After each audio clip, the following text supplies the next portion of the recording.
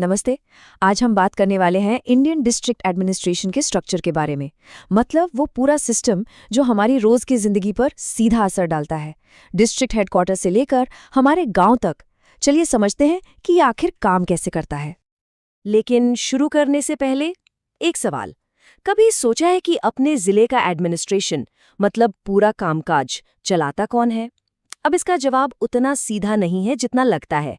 ये थोड़ा पेचीदा है। तो चलिए आज इसी पहेली को सुलझाते हैं। तो चलिए शुरू करते हैं।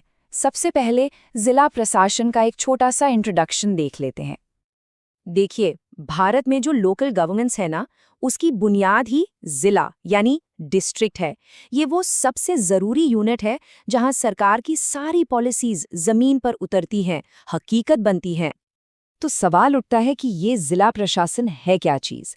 देखिए, आसान भाषा में कहें तो ये एक ऐसा सिस्टम है जिसके 3 मेन काम हैं। पहला, लॉ एंड ऑर्डर बनाए रखना। दूसरा, जमीन का टैक्स यानी लैंड रेवेन्यू इकट्ठा करना। और तीसरा, जिले के लोगों की भलाई का ध्यान रखना। अच्छा, अब आते हैं इस पूरे सिस्टम के सबसे पावरफुल पद पर। बात करते हैं जिला कलेक्टर के रोल की।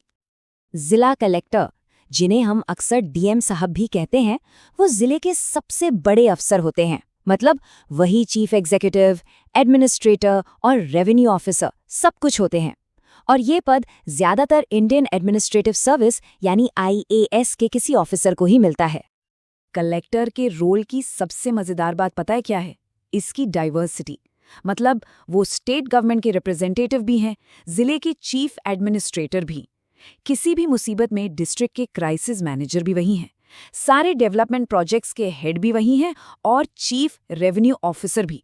जरा सोचिए, एक अकेले पद पर कितनी सारी जिम्मेदारियां हैं। चलिए अब इस एडमिनिस्ट्रेटिव हायरार्की में एक लेवल और नीचे उतरते हैं। बात करते हैं सब डिवीजन और तहसील लेवल की। अब देखिए, एडमिनिस्ट्रेशन को आसान बनाने के लिए जिलों को छोटे छोटे सब डिविजन्स में बांटा जाता है और फिर इन सब डिविजन्स को और भी छोटे हिस्सों में, जिन्हें हम तहसील या कुछ जगहों पर तालुक भी कहते हैं। तो फिर इन लेवल्स पर काम कौन देखता है? यहाँ आते हैं सब डिविजनल ऑफिसर यानी एसडीओ, जो पूरे सब डिविजन को संभालते हैं। उनके पास रेवेन्यू के साथ साथ मैजिस्ट्रेट की पावर्स भी होती हैं। वहीं दूसरी तरफ तहसीलदार का मेन फोकस तहसील लेवल पर रेवेन्यू कलेक्शन और जमीन के रिकॉर्ड्स पर होता है। कह सकते हैं कि एसडीओ एक तरह से कलेक्टर और तहसीलदार के बीच की एक जरूरी कड़ी है। अब हम बात करेंगे उस ऑफिसर की जो सही मायनों में एडमिनिस्ट्रेशन और आम आदमी के बीच की सबसे पहली और सबसे जरूरी कड़ी है।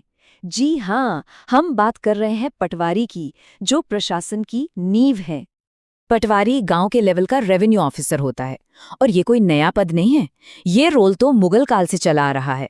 भारत के अलग अलग हिस्सों में पटवारी को तलाटी या कर्णम जैसे दूसरे नामों से भी जाना जाता है। पटवारी का काम बहुत ही ज्यादा जरूरी है। सोचिए, गांव के सारे लैंड रिकॉर्ड्स को मेंटेन करना, लैंड रेवेन्यू इकट्ठा करना, जमीन की नपाई करना, नक्शों को अपडेट रखना, खेतीबाड़ी की क्या हालत है इसकी रिपोर्ट देना, और तो और सेंसस और इलेक्शंस में भी मदद करना। इतना ही नहीं, किसी क्राइम या कोई संदिग्ध गतिविधि होने पर उसकी खबर देना भी उन्हीं की जिम्मेदारी है। तो चलिए एक बार इस पूरे स्ट्रक्चर को फटाफट से समेटते हैं। ये एक बिल्कुल साफ हायरार्की है। सबसे ऊपर है जिला कलेक्टर, उनके नीचे सब डिविजनल ऑफिसर, फिर आते हैं तहसीलदार और सबसे जमीनी लेवल पर है पटवारी। ये एक क्लासिक टॉप डाउन सिस्टम है। लेकिन सवाल ये है कि ये सब जानना जरूरी क्यों है? आखिर ये पूरा सिस्टम हमारी जिंदगी पर असर कैसे डालता है? चलिए अब इसी पर बात करते हैं कि आखिर ये व्यवस्था मायने क्यों रखती है। देखिए, ये जो लेयर्स वाला स्ट्रक्चर है ना, यही इस बात को पक्का करता है कि सरकार की पॉलिसीज और सर्विसेज स्टेट कैपिटल से निकलकर देश के सबसे दूर दराज के गांव तक भी पहुंचे।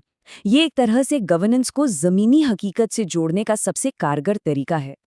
हाँ, पर ये सिस्टम कोई पत्थर की लकीर नहीं है। इसे वक्त के साथ बदलना ही होगा।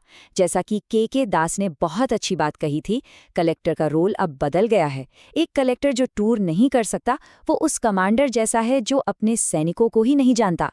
ये लाइन इस बात पर कितना जोर देती है कि ऑफिसर्स का जमीन से जुड़ा रहना कितना जरूरी है। तो आखिर में एक सवाल सबके लिए, ये जो सदियों पुरानी एडमिनिस्ट्रेटिव मशीनरी है, ये भविष्य की चुनौतियों के लिए खुद को कैसे तैयार कर सकती है? मतलब शहरीकरण और डिजिटल दुनिया जैसी चुनौतियों से कैसे निपटेगी? इस पर जरूर सोचिएगा।